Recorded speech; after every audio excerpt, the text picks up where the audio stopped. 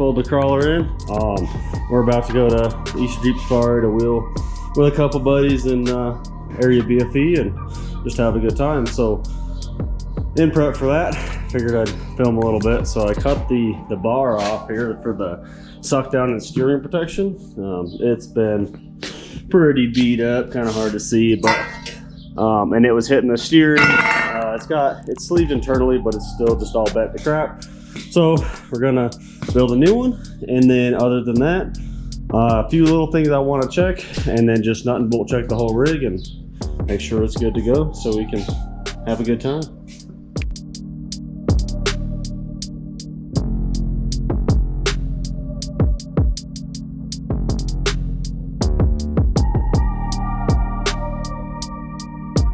So now it's up in there. I already got a lot of it cleaned up. I just got a little bit left, so I'll finish cleaning that stuff up and then figure out how I want to design a new one.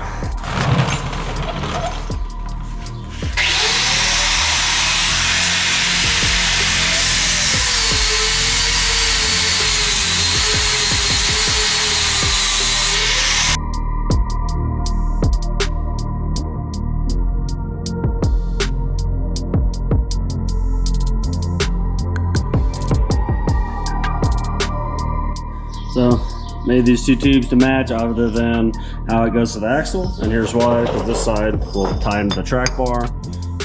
But I usually bend this stuff, but I have an idea to make it kind of universal, and so I'm gonna do it this way instead, and that allows me to run the straight front piece straight, so it's easier to sleeve, so I don't have to bend the sleeve portion.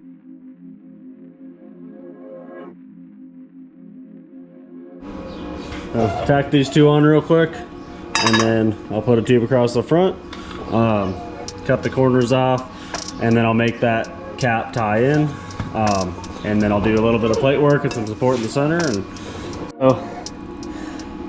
took a piece of tube, 1.5 inches, and stuffed it.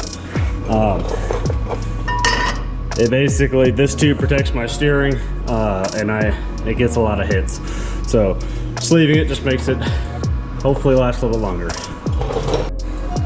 So got it tacked up. This is what I use for the suck down portion.